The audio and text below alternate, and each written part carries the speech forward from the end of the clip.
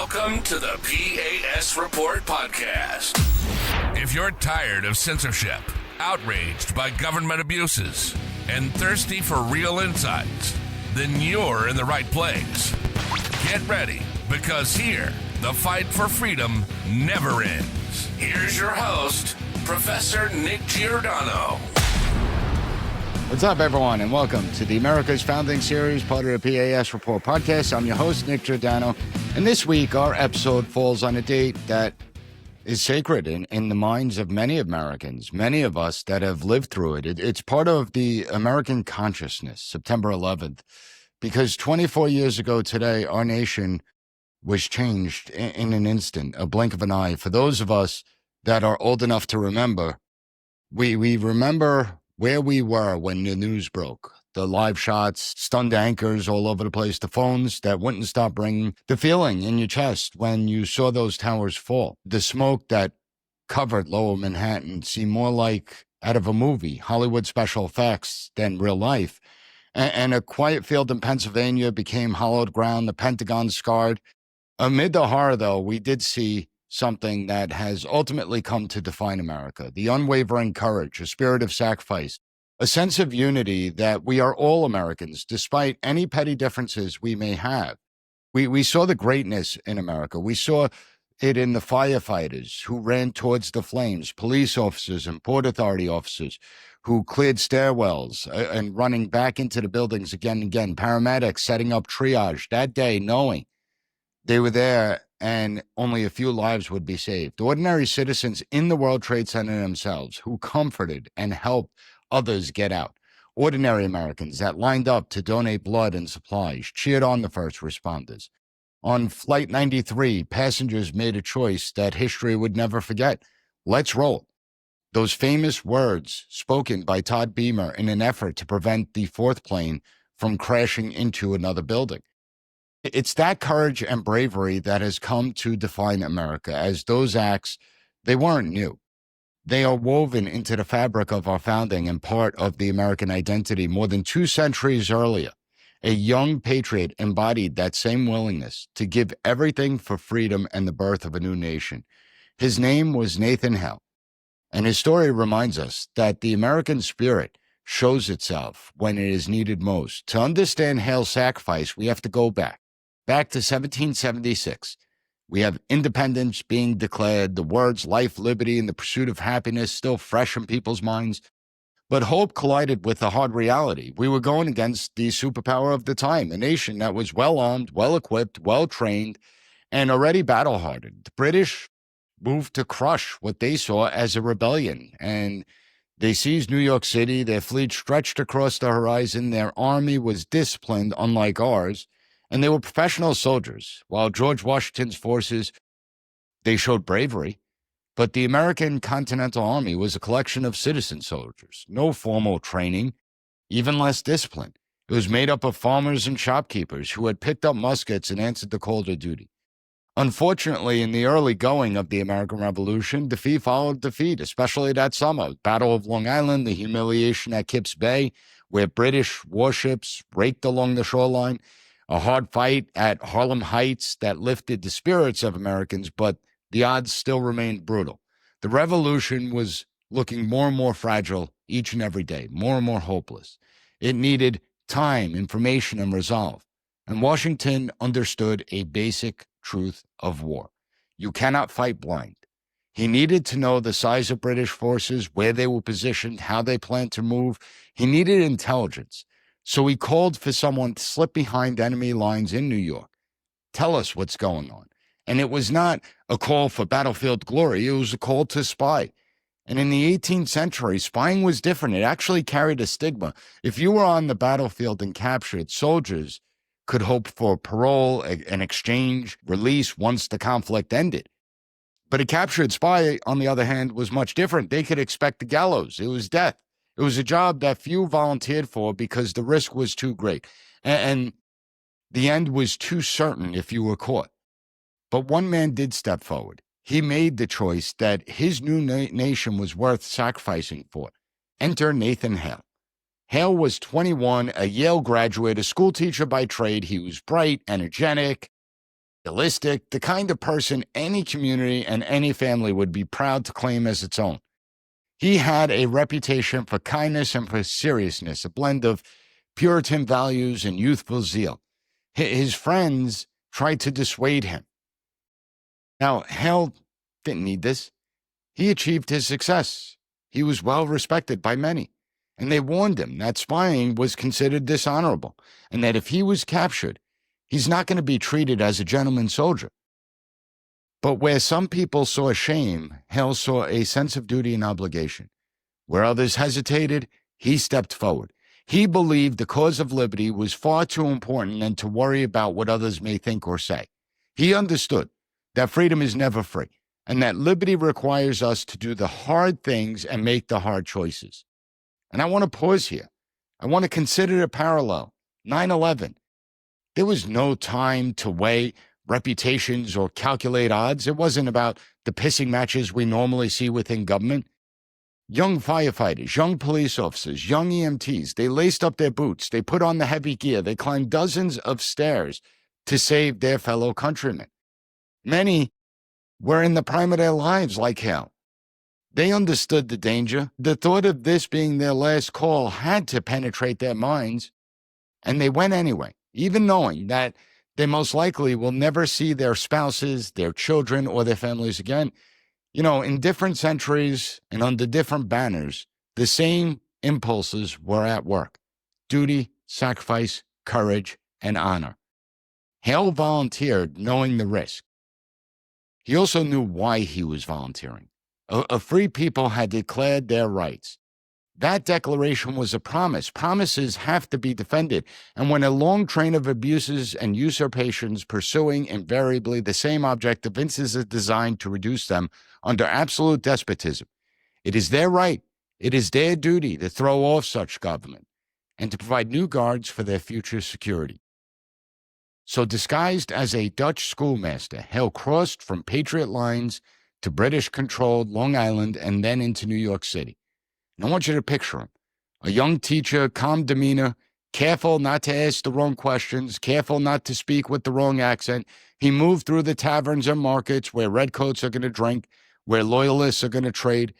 He studied their fortifications. He watched the flow of men and material. He tucked away details of possessions, of equipment and numbers. Every conversation is going to carry risk. Every note in his pocket was a death sentence if he was caught.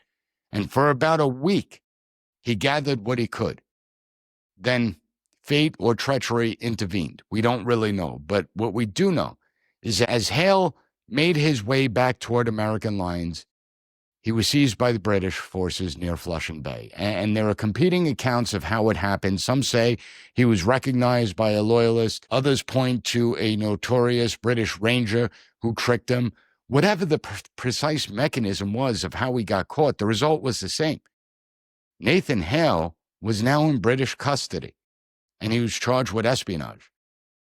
He was brought before General William Howe, the British commander, and there was no real trial. Spying was a capital offense. The sentence was swift. He's going to be hung.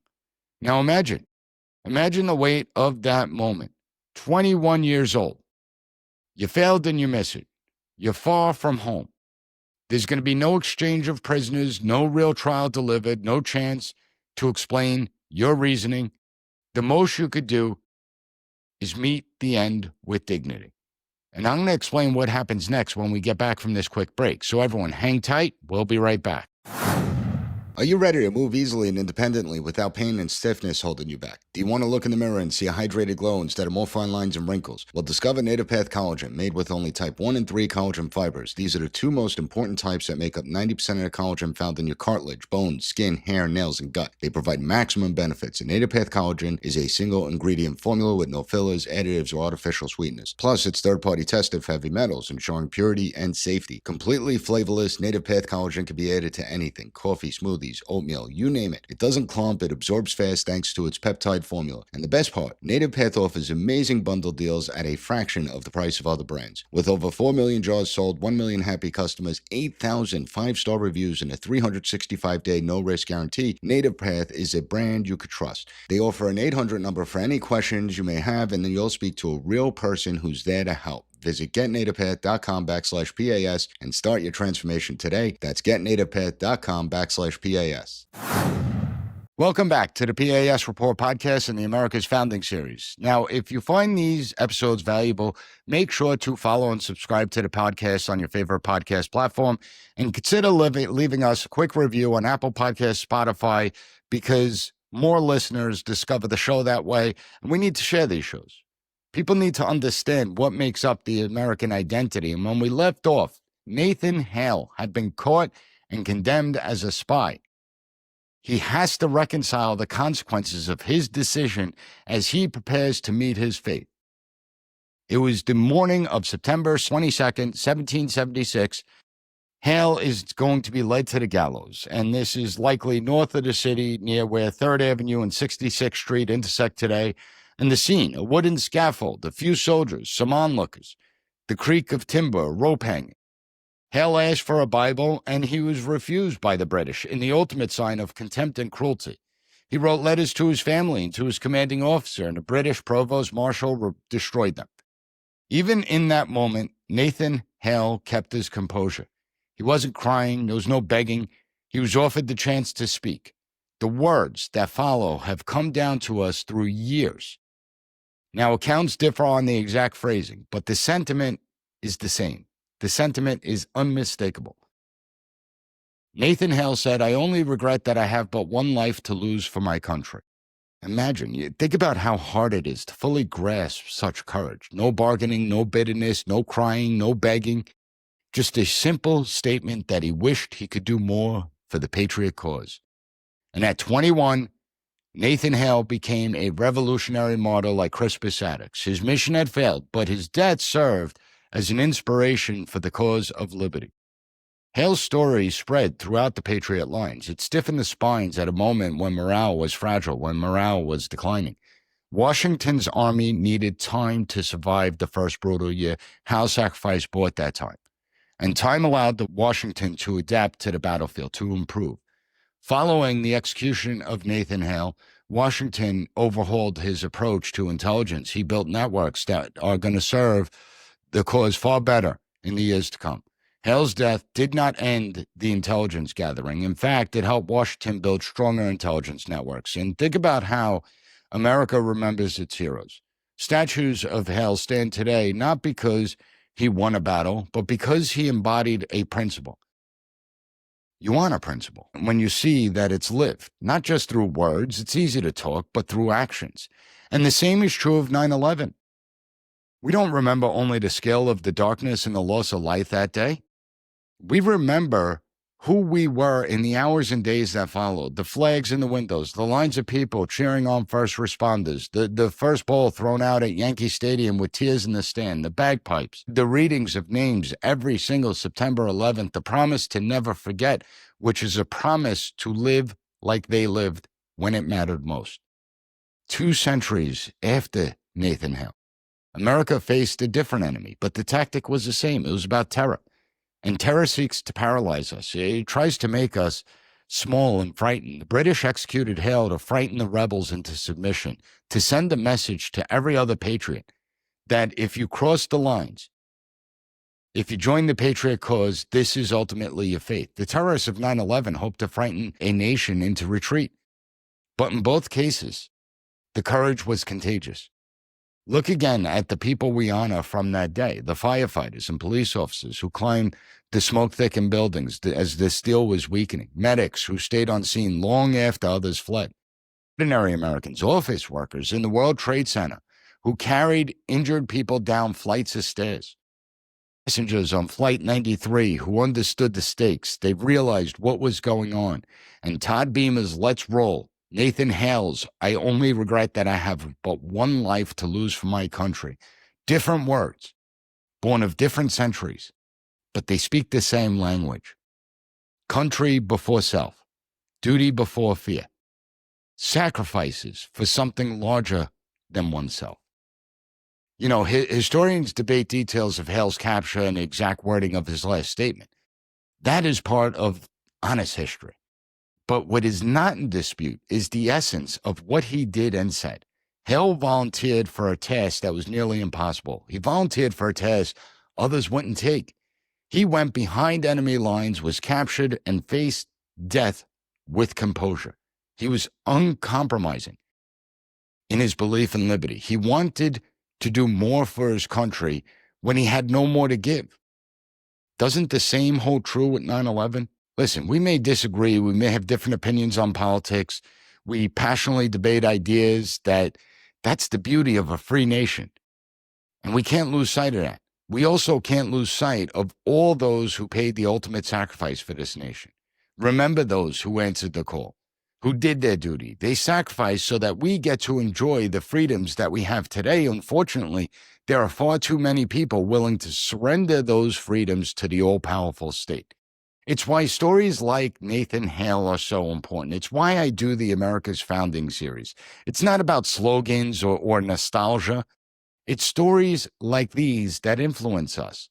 For some, that's going to mean service in uniform. For others, it means public service with integrity inside our government agencies and departments, and we definitely need integrity right now. For many, it means living honestly, raising our families, teaching our children to be decent human beings, recognize courage when they see it, and to practice it in small ways so they're ready if they are ever called upon in larger ways. The founders knew that liberty requires character. Nathan Hale showed what character looks like under pressure. The heroes of 9/11 showed it again in our own time. That's not a coincidence. This is a continuity of the United States, a thread that runs from 1776 to 2001 to today.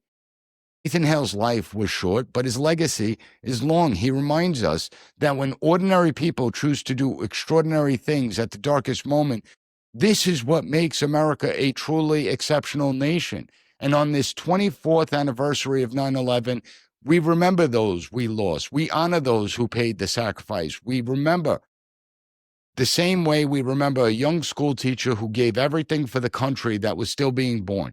If we want to honor them both, the path is clear.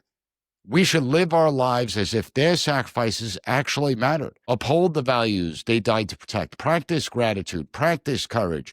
Choose duty even when it is costly. And don't be so quick to surrender your liberties. Don't be so quick to surrender freedom. Now, if you found this episode meaningful, share it with a friend who needs to hear it today. Follow the P.A.S. report on your favorite podcast platform and leave a quick review so others can discover these stories. Remember, never forget and never stop living like Americans who know what the true cost of freedom is.